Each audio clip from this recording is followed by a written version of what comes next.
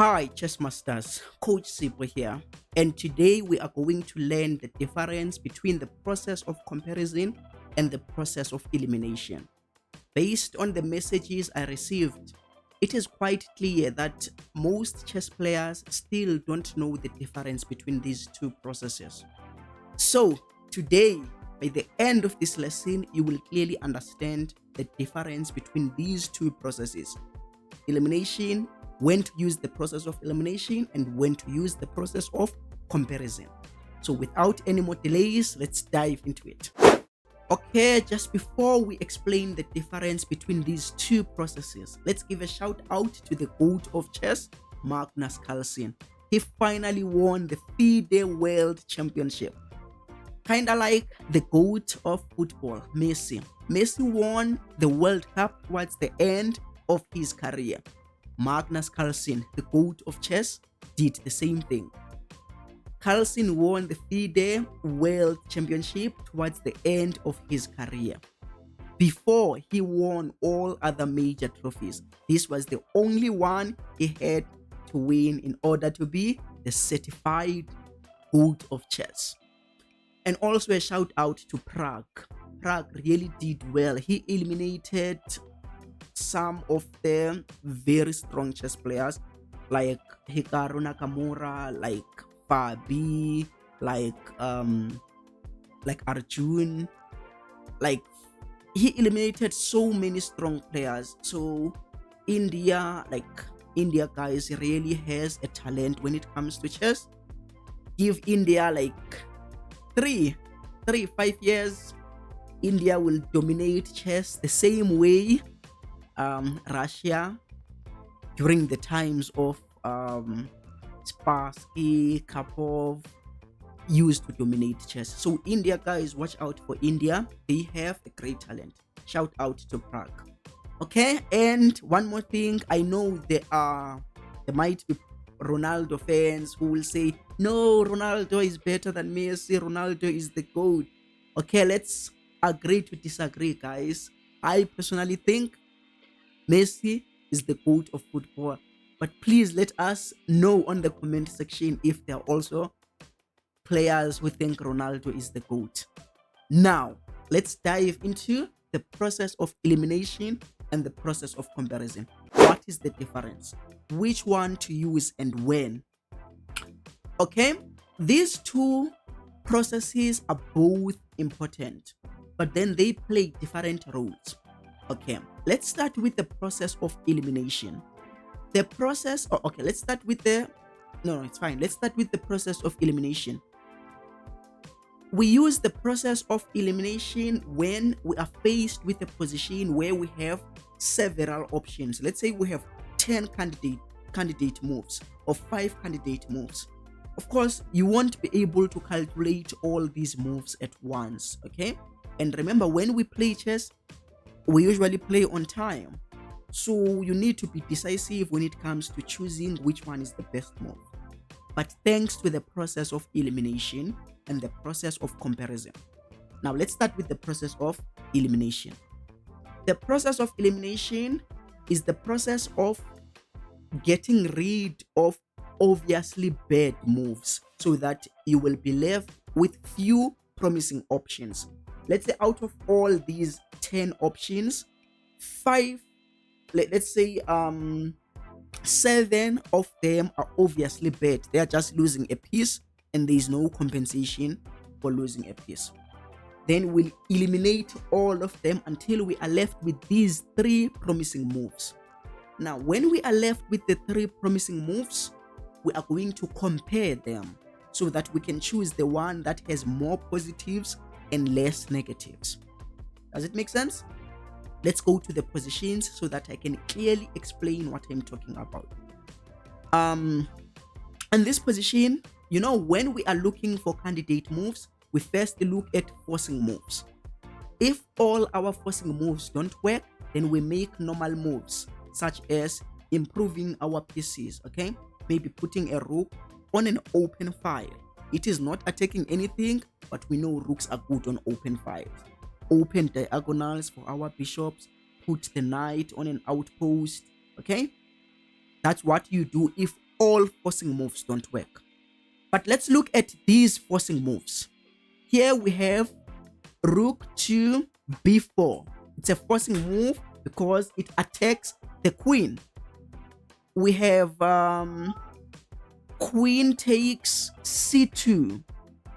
We have queen takes c2. It is a check, so it falls under the forcing moves. We also have rook takes b2. It is a capture, so it falls under forcing moves. We also have queen takes the bishop on d7. We also have knight to g5, which attacks the rook. What else can be a candidate move? We also have maybe rook to d8. So in total we have 1, 2, 3, 4, 5, 6. We have 6 candidate moves. Now, how do you calculate them when you are playing a real game? Remember, you have limited time, so you can't go like between moves. You need to be decisive. You need to get rid of moves that are obviously bad or moves that won't benefit your position. Okay? Usually when you have too many good moves, you want to start with the ones that are obviously bad so that you will get rid of them until you are left with fewer ones. Okay, let's start with maybe a rook take the pawn. If the rook takes the pawn, the king takes. What else do you have? You can't take there because it's defended twice by the king and the queen. So you just lost the rook and you won a pawn. So that one is obviously bad. We can eliminate it. So we had 6 candidate moves. We've already eliminated that one. It won't help us. Okay? Now, what about that one? Queen takes. White takes. And now what will you do? You won a bishop, but you lost the queen. You don't have... no, I forgot to put a king. Let's put a king here. So you don't have anything after this. This rook can't attack. This rook can't really attack. You just lost a queen. So out of these 6 moves, we can also eliminate this one. You are just losing a queen for no good reason. So we've eliminated that one. We've eliminated this one. We are left with 4 candidate moves now. Okay. How about this one? If we play this move, there are 2 pieces attacking the bishop. The rook and the queen, and it is defended once. Where can that bishop go? I don't see a good option. I don't see a good option for that bishop. So that move is interesting. That move is interesting. But do we play it right away? No. What if we have a checkmate in one move? So when you are going through these candidate moves, once you see a promising move, you don't play it right away. Okay? You look all other options. So this one, you don't play it, you keep it at the back of your mind.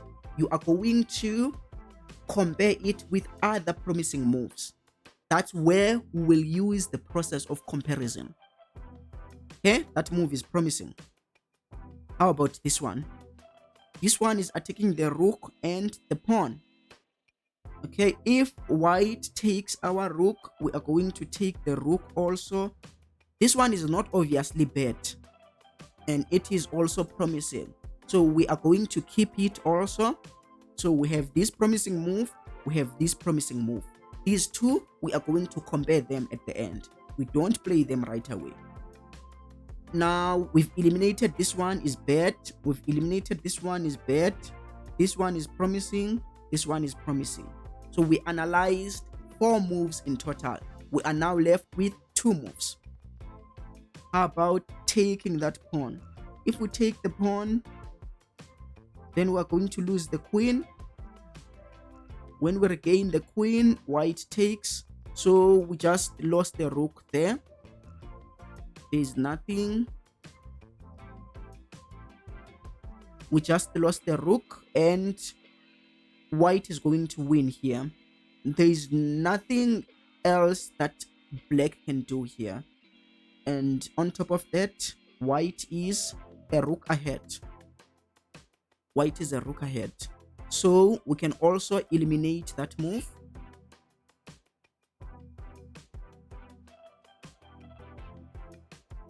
So now we've eliminated 1, 2, 3. We eliminated 3 moves. So now I think you understand it, guys. The moves that are promising, we keep them, we don't eliminate them. The moves that are obviously bad, we eliminate them. Okay? So we eliminated 3 already. 1 is obviously bad, 2 is obviously bad, 3 is obviously bad. These ones are promising. This one is promising. This one is also promising. We have 2 promising moves. So now, if it was the end, let's say if we did not have any other move, we're going to use the process of comparison to compare these 2 moves. And then, obvious, I think this was going to be the best compared to these 2. Because with this, we don't win anything. They take our rook, we take their rook. But this one wins a piece since this bishop has nowhere to go. It is attacked twice. Where will it go? Oh, okay, maybe white can take them and defend. Okay, it's interesting. So maybe we need to calculate, but we don't calculate all the way to the end because we are not done with our candidate moves. Remember, we had 6 candidate moves. We only calculated 1. We only calculated 1, 2, 3, 4. So we won't calculate this all the way to the end because white can defend. We won't calculate all the way to the end until we've calculated all our candidate moves. So we won't play that move yet. We still have this one. How about this one? If white takes, then we have a checkmate there. Because white needs 2 pieces to defend since black is attacking there 2 times with the rook and the queen. So with this move, it is a decoy. It wants to, it is forcing white to take, and then it will be a checkmate. If white doesn't take, where can white go so that they can still defend that pawn? No ways. So this is the best move. If we compare this move to the other options, because we also have this option, we also have that option. Once you are left with these, then you are going to use the process of comparison. With this knight move, we don't win anything because at the very least, white can take our rook. We're going to take the rook and then they will run back to where they were. And then if we play the rook here, yes, we attack this for the second time, but white can take and defend the bishop. So these 2 are promising, but that one looks more decisive. It appears to be more decisive because what will black do? If you take the rook, sorry, the rook was here. If you take the rook, then there's a checkmate there. And then where will the queen go? If you go there trying to attack my... Okay, let me move pieces so that you can clearly see. If you move there, I go there, checkmate. What else can white do? There is nothing that white can do. If you go there attacking my queen, then I will simply take it with a knight. Okay, if you take, now I will fork your king and the queen. And at the end, I will have a queen and you don't have a queen. Okay, so this is the difference between the process of elimination and the process of comparison.